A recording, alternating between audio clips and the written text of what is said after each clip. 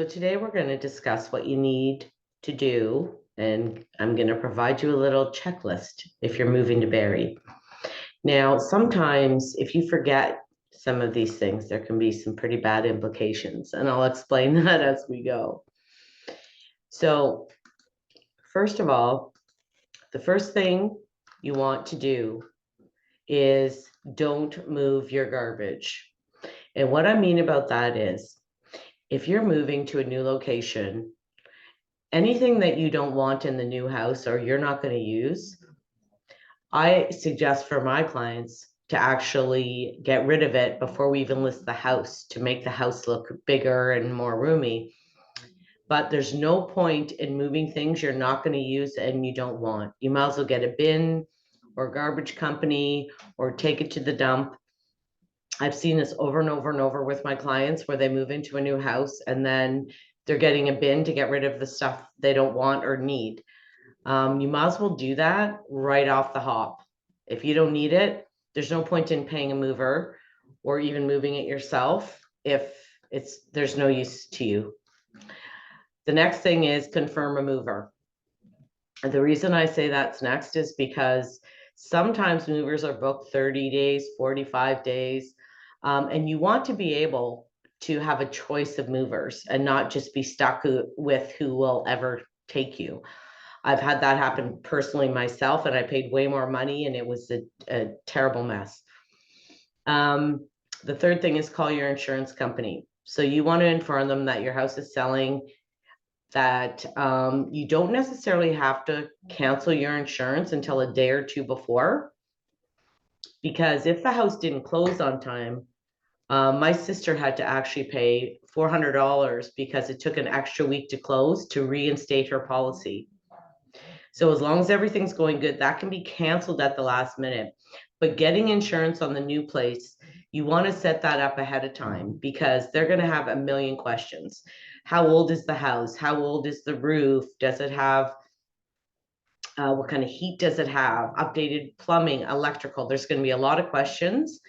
And you're going to have to give a rider of that insurance, it's called an insurance rider or binder, to your lawyer so he can close the deal. So you get that out of the way, make sure you know everything you need to know and there's no big problems there.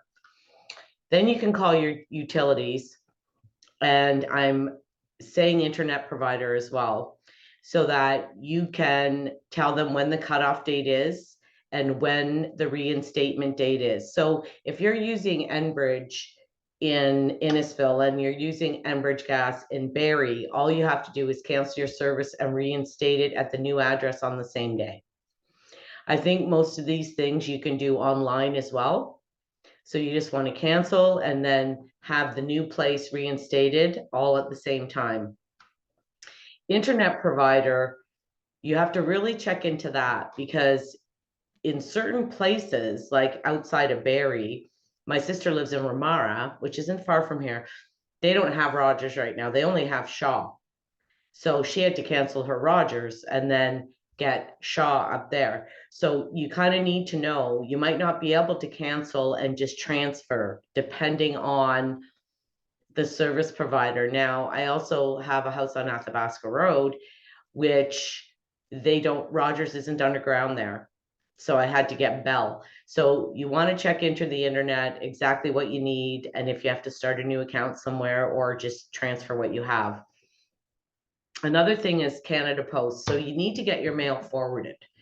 Now, I think for a year, it's almost the same. It's not much more, $20 or something for just 6 months, but you want to get your mail forwarded to your new address so that if anything shows up at your old house, it will automatically be directed to the new house. And you have to list everybody in your house on that form. Now, Canada Post, you can also do that online.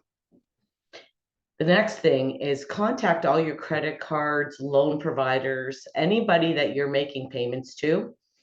For our second house, we had when we moved, we called all the credit card companies and everything was fine. And then my husband went to get a cell phone and they wouldn't give it to him. This is like 25 years ago. They wouldn't give him the cell phone because they said he was in collections, and he was like, I'm not in collections. And they said, yeah, you are. And he's like, from what? There was like a $35 Canadian tire balance that he never ever thought about because he only ever used the card once. And we never notified them that we moved. And they put him in collections over that, and his credit went into the toilet. So the one thing that you got to do is make sure that you call everybody that you get a bill from. So a good way to do that is over the month, just keep an eye on your mail, and that'll, oh geez, yeah, I do get mail from this person, or I do get mail from that person. So make sure, especially creditors, that everybody knows where you are. Because if they can't reach you at your old address and your old phone number, like we moved an hour away, right? So you're in big trouble. Now, CRA, Canada Revenue, you don't need to contact them until you file your next tax return. So unless you're making payments, if you're making payments or you have your own company, anything like that, usually the CRA gets updated when you file. So if I move in November and I'm going to file the next February, that's when their records would be updated. Now, if you have any kind of government assistance, then that would be different. But you would have to go to, I think, call them or go online to update your information. Another big thing that I had a problem with when you talk about credit cards and loan providers, I had a problem with my bank account. Your bank statements in my bank account, when I went online to try to change my address, it wouldn't accept the change. And I ended up having to go like right into the branch because, you know, these days we do everything online, right? We don't go into places anymore. We don't have money. We just use cards. And I thought it'd be so simple. I just go on, change my address. And I think one of them still has a wrong address. So you might have to go into the bank or go into certain places. And if you feel more comfortable, say you have a CIBC bank account and it's a CIBC credit card, if you go into the bank, they'll take care of all of them at once. And you really want to make sure that you do all those things because it can affect you later. You know, you need the property insured before you go there. You need a mover to move your stuff. But you can have a creditor or someone come back 6 months, a year later, chasing you for something that you totally forgot about. And I've seen it happen with a lot of clients.